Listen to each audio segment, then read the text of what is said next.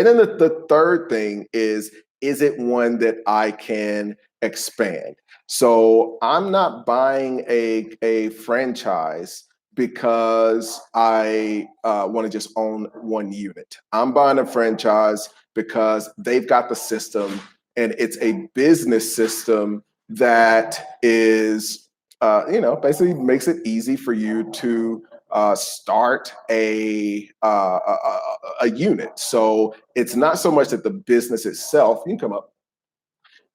It's not so much that the business itself is so amazing to me. It's that they've got this system created to be able to, after I've done one, to do more and more and more. Come and say hi, Valentina. In the last video, say hi. She was just bringing a coffee. I wanted her to say hi because we had a couple of folks that were in the other video that when she was just chilling out. That's my assistant, by the way, not girlfriend or anything. So she was happened to be around. I said, "Oh, you can sit and chill here in the video." So people are like, "Why is there a girl in the video? She didn't say anything." So yeah, she just saying hi. So the units that I want to be able to double, triple the size of my business by basically opening up other units. And so that means not only do I need mine, are there some surrounding cities where I can get that prime? Now, I'm not saying that I want to get the secondary. I want another city that is, 2, 3, 4 hours away where I can go and get another prime location. And the other thing that you're going to find is this is the key to being able to sell these things. Because guess what? Everybody who comes after you that wants to open up that franchise, they know that you've got a really great territory. And obviously they love the business. So if you have 5 more of them that come after you, guess what? They're eyeing your franchise. So when you're ready to sell, you can go one by one, probably create a bidding frenzy because all of them are going to want your unit. So these are the deeper things that you need to be thinking about that most people are like, oh, like, I love this business. They have a cool business model and that kind of thing. And so those 3 things are before I even get into what's my cash flow going to be like, what's the average cash flow of businesses, all of the standard things that you want to do research on, what's the failure rate of the businesses. And so you can get really deep into just the mechanics of comparing those franchises. Now, after that step, what you want to let each franchise know is like, hey, I'm considering these other franchises. And then what happens is you create a little bit of a competitive environment between the franchises, especially if you can get some concessions or you can get some kind of a benefit from the franchises themselves to get financing in addition to what they may do normally. So, on one of my units, I ended up basically making an agreement that, hey, I want 2 of these units. I'm going to get a discount because I'm doing that.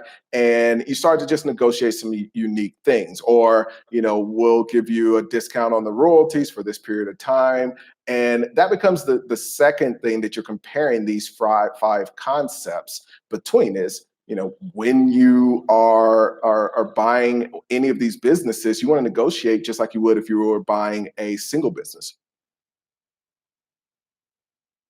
So curious, any questions on that? I wanted to just make a quick video just about the concept, because some of the questions that I'm getting, I think this is the question that kind of should be asked is, before you even get into that particular thing, I guess like in a lot of cases, instead of saying, is this a good or bad one, which of course there are plenty of bad franchises, you want to have a list of a lot of opportunities, and you start to learn a lot about the benefits between them. And it's easier to compare something and say whether it's good or not than it is to just say, oh, well, this is bad because of this.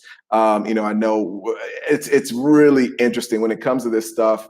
I've had some people that say, no, the Steak and Shake deal is just bad, or no, like the Chick-fil-A deal is just bad. And, it's not that I would do either one of those. It's that for the right person, for a unique person, that could be a good opportunity. I wouldn't put my clients in it, but I can see scenarios. I can see the corporate person that's working 80 hours a week and making 150,000, has no time for their family, has some money saved up, and they're going to go into one of those and kind of have that almost guaranteed income, and because they don't have the ability to go out and take a bunch of risks, that could be a neat thing for it to go into a Chick-fil-A. Because I mean, you're almost guaranteed to make an amount of money, and instead of 80 hours a week, you're going to go down to working 40 hours a week. So that's what you want to consider. And so in the right situation, something could make sense. But for all this stuff, you can't give the blanket, oh, for everybody, this is a great franchise, or for nobody, this is a good franchise. This is a bad franchise for everybody. Every situation is going to be a little unique. And then the second thing is, what kind of deal are you able to negotiate? Most people aren't doing this. Most people think you can't negotiate. You know, I'm sure I'll get a couple comments on this, like, no, that doesn't work. You can't do it. It's like, you know, just like when I do videos on no money down businesses that we've done and closed, and, you know, people are like, no, that doesn't work. And it's like, I'm not debating whether it works or not. I'm talking about things that I've done.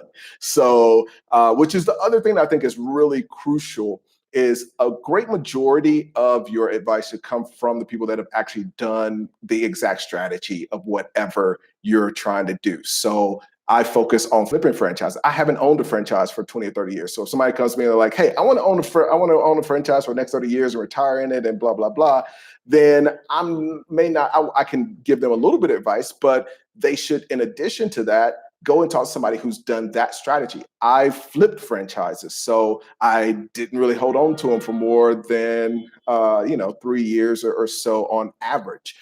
So it's a much different strategy. So a couple thoughts there. Thanks so much for checking out the video, guys. Feel free to shoot over questions. I got a list of questions. Just because I didn't answer your question today doesn't mean that I didn't see it. But feel free to put it up again just to make sure that I don't miss it. And one of my assistants, May, is going through, and she's getting all the questions, just putting them into a Google spreadsheet for me, which, thank you so much, May. As well, you can email May for info on any of the franchises that I talk about here at may@incomeacquisitions.com. Be sure to subscribe if you haven't, like the video. Thanks for jumping on the live screen.